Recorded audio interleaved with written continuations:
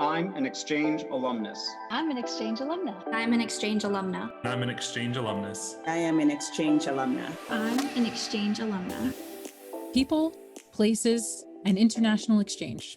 Voices of Exchange delivers unforgettable first-person stories from people transformed by international exchange. I remember learning how to cook. These exchange alumni share stories of growth, unexpected friendship, and career inspiration from all around the world.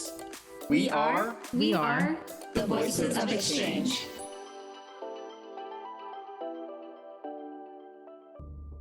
People seem like a threat because the young people are able to come together through the Bullet Book project. It is a uniting platform for the young people. It is a campaign that is aiming at young people to drop their guns and invest their energy and time in agriculture, in entrepreneurship, in demanding their rights, in demanding the democracy in the country. In this episode, we speak with Jock Abraham Thon, founder and director of Promised Land Secondary School in South Sudan. That name might sound familiar, as Jock works closely with our previous guest, documentary filmmaker Gail Prensky. Today, Jock takes us on a journey of how he is fighting to save the soul of his country, and with it, the world. You're listening to Voices of Exchange. My name is Jock Abraham Thon. I'm the founder of Promised Land Secondary School and Youth Population Education Initiative. I'm passionate about education and changing minds from bullet to book. Trying to invest my time and my talent to really fight for one of the world challenging situation that is gun violence. So my life has really changed when I joined Mandela Washington Fellowship family. I learned a lot through the fellowship program, and I also got connections. I built a very great network that is really helping me and helping the other young people in South Sudan. South Sudan is one of the countries actually that went through a long struggle. You know, it all began in 1955, before even Sudan independent, because the Southerners were not part of the independence of the Sudan during the British time. There were no schools built in the southern part of the country. There were no hospitals. There were no roads. So they were really marginalized. They were second-class citizens in their own country. So we flew to Uganda, and many people died. So we flew to Uganda, and we began as refugees. Life was really hard. I even lost my younger brother to malaria. There were no schools. You know, life was really hard. You know, so as we were growing up, the war also continued in South Sudan. It killed 2.5 million people. You know, and that was the longest war in Africa. So when I came back to South Sudan after completing my high school, I joined University of Juba, where I studied economics.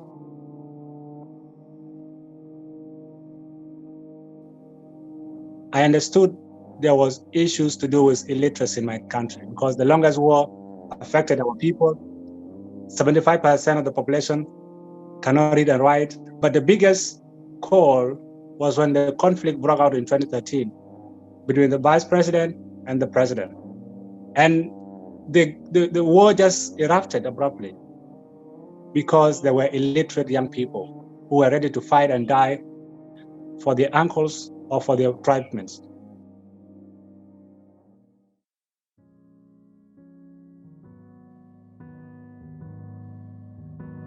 So actually it started in 2015. I went to the authorities, local authorities, and I told them I have an idea of opening a school because the conflict of 2013 really affected so many people, and a lot of people were displaced. Some kids were brought back from neighboring countries because their parents were not able to afford to pay their school fees in Uganda. So there were a lot of young people around me. And in the place I stayed, many young people joined criminal groups. So they became criminals. They became addicted to drugs, and I was really scared. And with the energy I have from Uganda, and being somebody who grew up in such a very hard environment, so I decided to have courage to open a school. So I went to authorities and I told them, hey, I need to open a school. Can you help get a land for me? So and they said, okay, sure, because we did not get young people who are really interested in such a bigger dreams. So, and they showed me the place. So I went and put down a temporary structure because I was not financially okay. So I put down a temporary structure and I talked to my colleagues, teachers who were with me at the University of Juba, and we started the school. In 2016, I made an announcement in the church that if your child is interested to come to school, then you can come and register. And that's how we started. And in 2018, our school became the best in the country national examination with 2 best students, 1 overall and 1 best female in the country.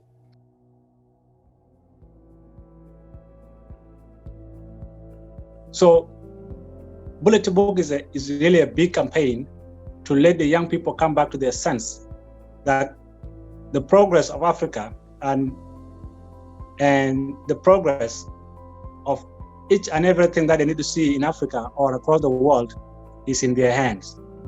So Bullet to Book is also one of the biggest campaigns I'm dreaming to really inspire our leaders across the world so that they can put policies that can guide gun violence, to put policies that can end issues to do with guns. So I believe this campaign, with the help of the U.S. Department of State, will be able to reach far and reach more people across the world so that we bring down the issues of those guns, issues of killing children in the schools. It is really very sad. We need to put this to an end.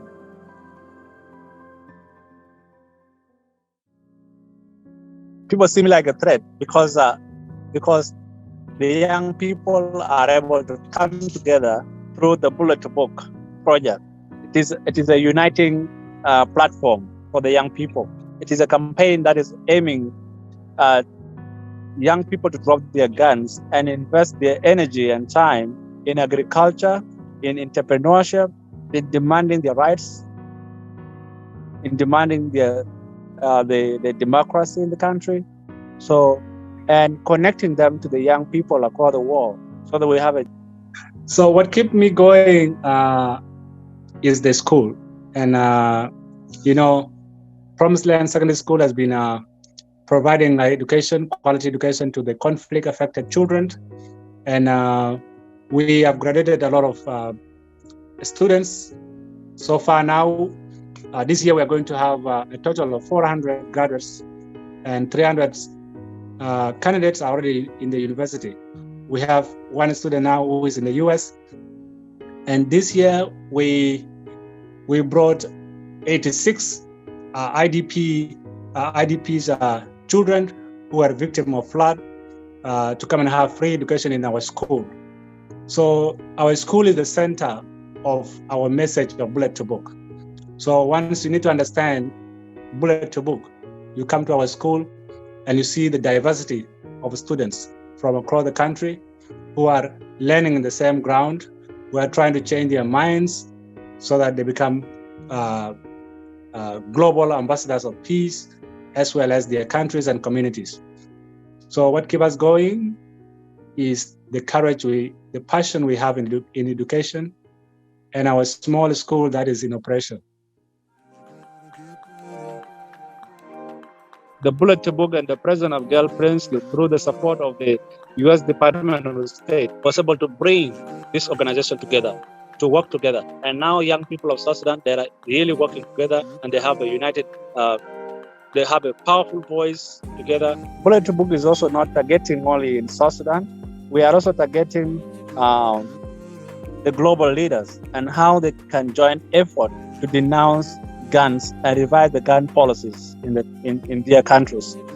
Because if you look at the military expenses in all the countries across the world, it is one of the highest funded ministry. Like the Ministry of Defense is one of the highest funded ministries because of the guns. You see, then health. Government is supposed to invest their money in health, education, and infrastructure, but not guns. So the bullet book is aiming at getting the world leaders to invest in education, health, infrastructure, but not guns. And with the networks that I have from the Mandela Washington Fellowship, I get a lot of inspiration each day that give me a lot of energy, a lot of courage, and knowledge to face all the challenges I'm having. And the biggest challenge I have, Bullet to Book is an initiative that needs to be heard. And if we have support, we'll be able to reach more people across the South Sudan and across the world. We'll be able to talk to people who are really not taking human life as valuable, but to consider that we human beings are equal, including children. And if this campaign is taken serious of, and then I think more people will be safe, and our world will be safer than before. We'd like to thank Jock Abraham Thon for joining us. You can learn more about Jock's project, Bullets to Books, on our website at alumni.state.gov. Also, if you didn't listen to Jock's partner, documentary filmmaker Gail Prensky, be sure to check it out. A special thank you to you, our listeners, for helping us reach over 1,000 downloads in our first 3 episodes. That's an important milestone for any podcast. As a reminder, if you haven't yet subscribed, you can do that on all major podcast platforms. And don't forget to tell your friends. In true Voices of Exchange form, as I would say in Mandarin, 谢谢再见, which means thank you and goodbye. But of course, we'll see you next time.